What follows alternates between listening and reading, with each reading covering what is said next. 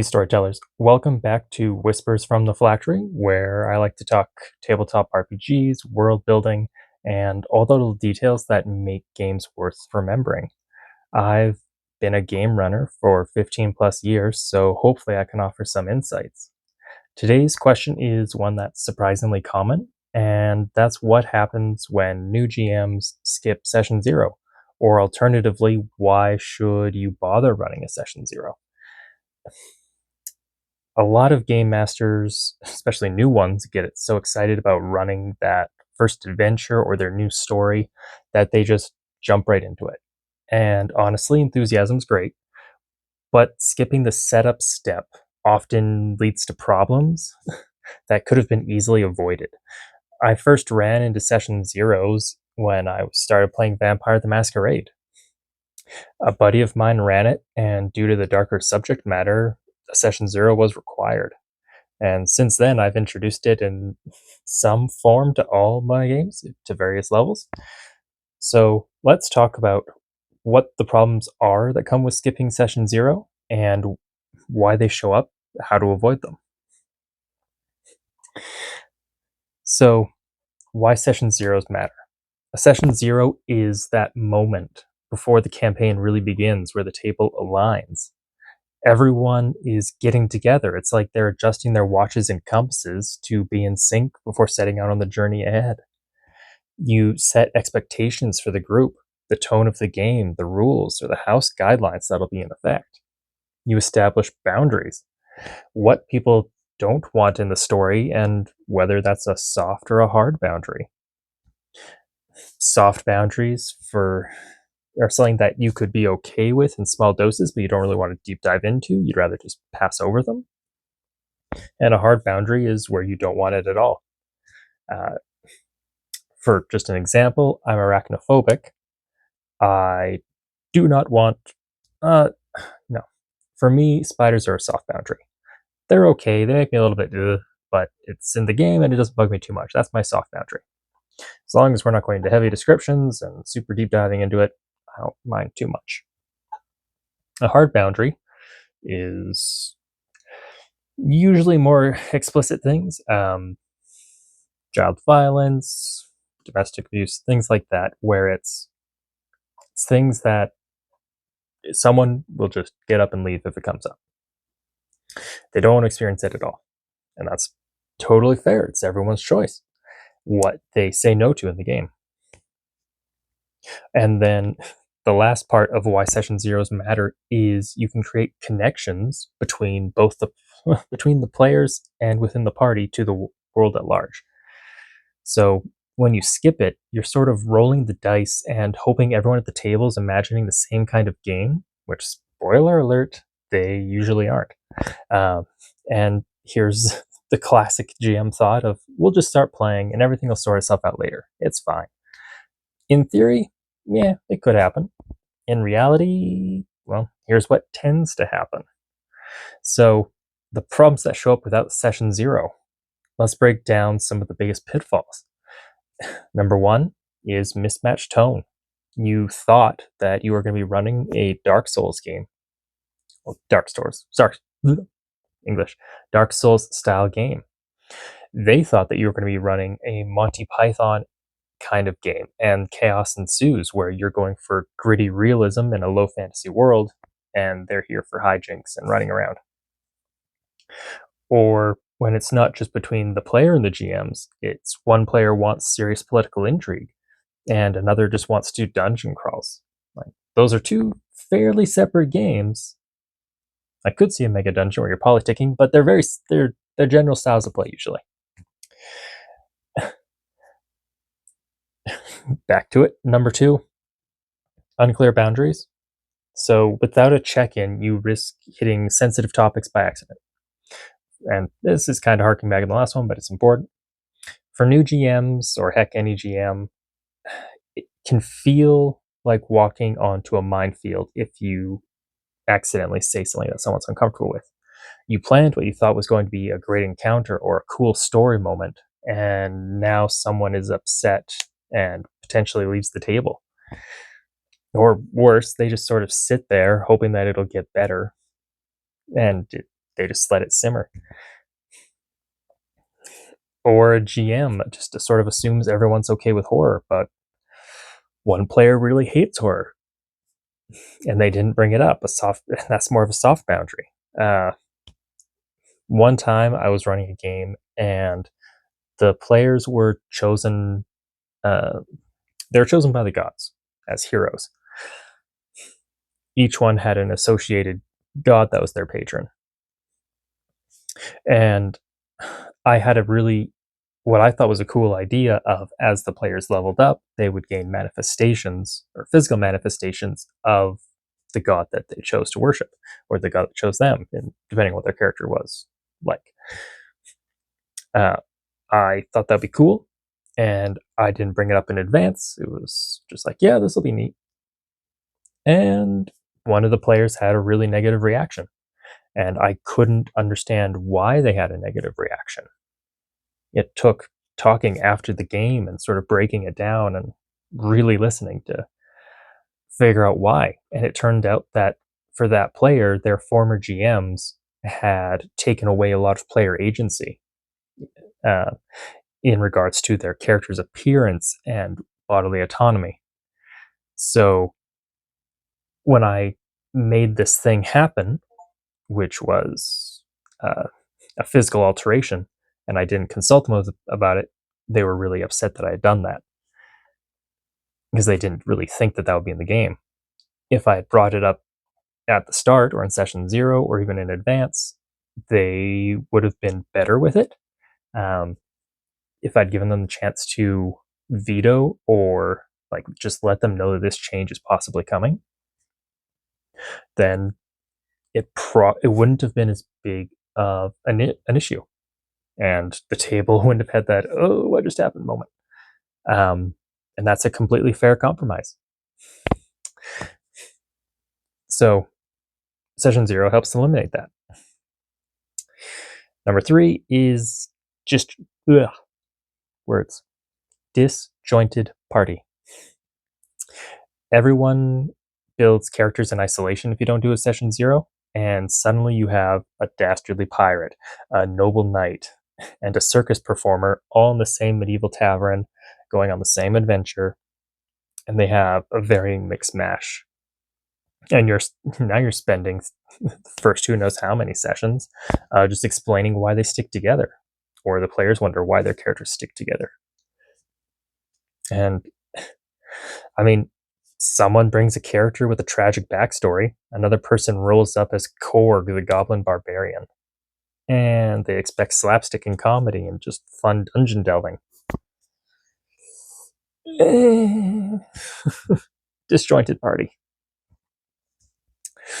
Number 4, an issue that it comes up if you don't run session 0, rules arguments mid-session. House rules, dice mechanics, XP leveling versus milestone leveling. If you don't establish these things up front, then players are going to argue when it matters most, in the middle of a combat or an important story beat. Like, there's nothing like going to make a roll that you thought you could do, and then the GM's saying like, "Well, actually, I use this rule." It's like, well, if I had known about that, I wouldn't have taken this character feat that lets me use that rule. So, and then problem number 5 is the quiet player problem. Just informally, without a session 0, new GMs probably won't notice when someone at the table feels unheard or uncomfortable if they want to make sure that, well, everyone else is having a good time, so I'll just go along with it until that player slowly fades out and quits the campaign. And it seems like it comes out of nowhere, but they weren't happy.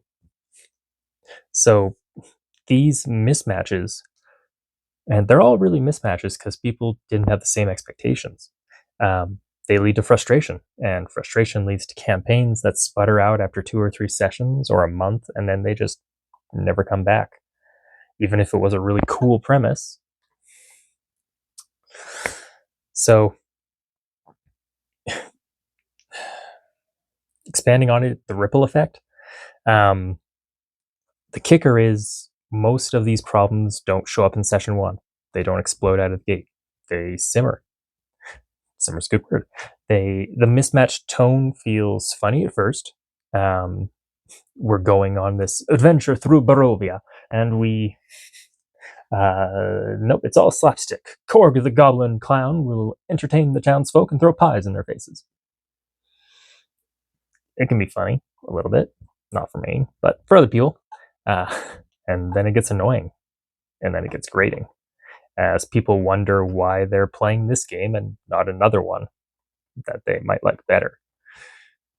The disjointed party feels quirky at first. Like, there can be stories where a variety of character types meet up to do something. Blame the camera. And that works great if it's planned in advance.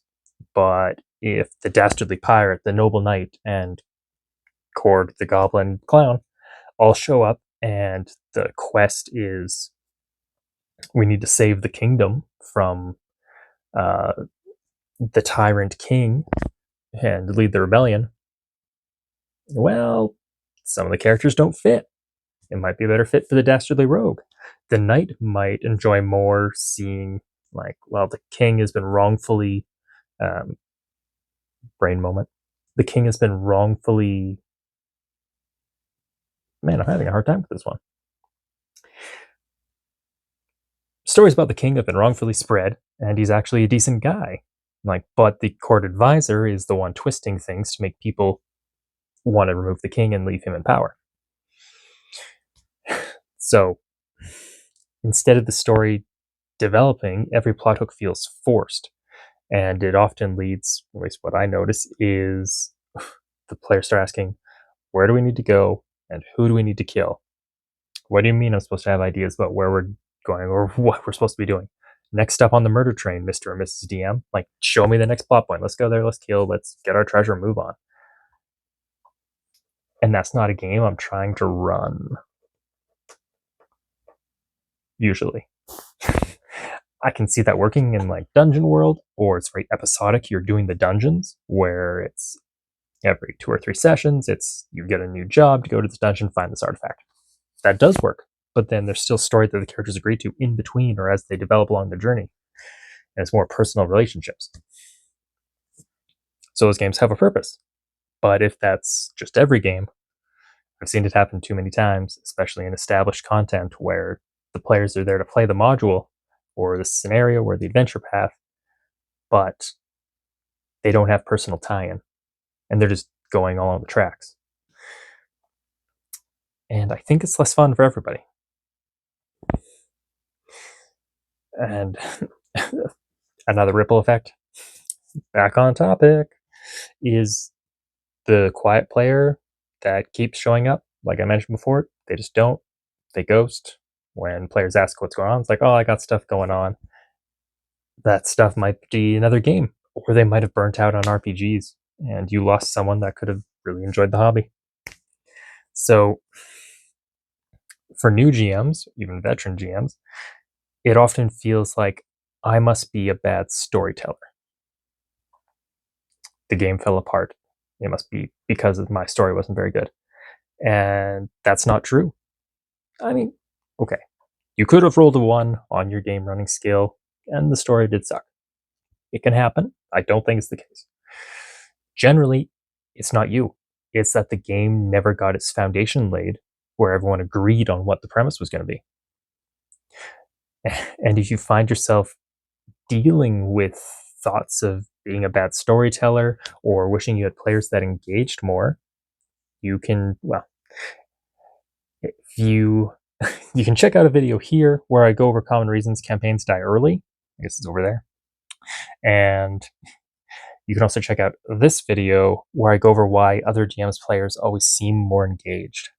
Spoiler though, both videos reference running a session 0. It can solve problems. So, how session 0 can save you? What happens if you run a session 0 instead? I think I've kind of laid it out, but let's just go over it. Everyone knows the tone of the game. You're all rowing in the same direction and telling the same story, whether that's one of high fantasy heroism as you strike out into the mountains of Elderbah. That's a name. into the mountains of Elderbaugh to retrieve the Dragon Orb as the Draco-Lich Malfuri is gathering in the desolate wastes to the south. Can the heroes make the journey in time to reclaim the ancient artifact and stop Malfuri? Or it can go all the way down to gritty low fantasy with moral ambiguity and who's really in the right.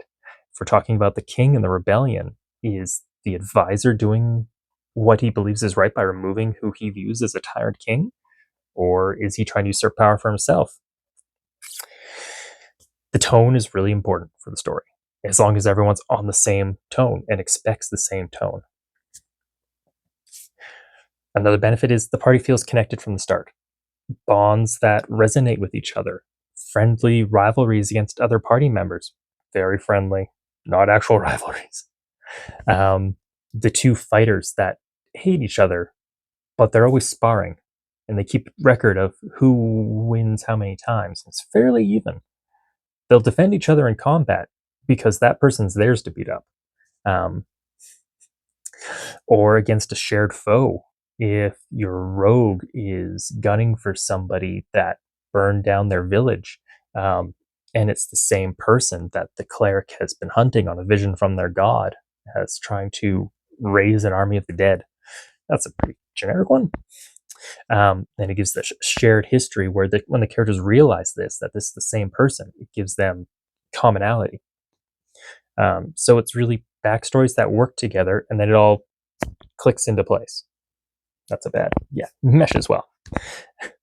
And finally, I mean, for GMs that do it, that run session zeros and stick with it, it's important, that use the session zero, the table trusts you. They know what kind of story they signed up for, and that you care about their boundaries and their levels of comfort. Let's go with Susie. If Susie told you that they really hate spiders, you know that spider swarms and giant arachnids are best left on your shelf. Don't bring them onto the table. So it might just be time to try out bat swarms or ant swarms or giant centipedes instead. Things that are similar in theme, but won't trigger that visceral reaction from one of the players. Suddenly, being a new GM can feel less like herding cats and more like guiding an eager crew. Everyone's working to the same goal. Everyone wants to tell the same story, the same collective journey. That's what's really important, at least to me. So I guess in the end, to answer the question, what happens to GMs that never use session zero? Their games can often collapse under problems that were completely avoidable. This isn't to say every game is going to collapse, or even the majority of games. But for games that do collapse, a lot of the time it could have been dealt with before the incident happened. Not because the GMs themselves are bad storytellers or they have a bad story, but because they skipped the part where everyone agreed on what story they were actually telling. It's a collaborative exercise. If you want to just say everything that happens, well, I mean, write a book. Some people do join just for the railroad, like choo choo. Let's experience what you have first, Mr. GM.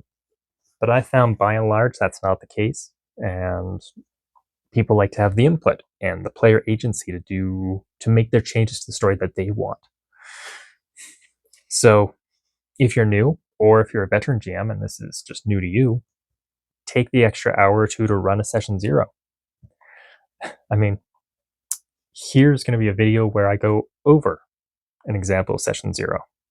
I'll do my process from start to finish and share the resources I have with you. You'll end up thanking yourself 3 months later when your campaign is thriving and feeling relatively easy instead of sputtering or struggling to go along because people are tuning in and out, people aren't committed. Session zero's help. That's the end of it, I guess. Session zero's help. I keep wiggling the camera. So, a question for you before we go is, did your first campaign have a session zero, or did you just learn the hard way? I know I definitely learned the hard way. I went for many years without doing a session 0 and just being like, yeah, it's fine, it's a fantasy adventure, or it's a sci-fi adventure, or it's a horror adventure. I'd like to hear your story down in the comments, or I guess read your story down in the comments. I like to see what everyone else's experiences are and just sort of pull everything together. So if you found this helpful, I know this is sucky, but the YouTube algorithm, don't forget to like, subscribe, ring the notification bell for more conversations every week around GMing and storytelling. Until next time, so long, adventurers.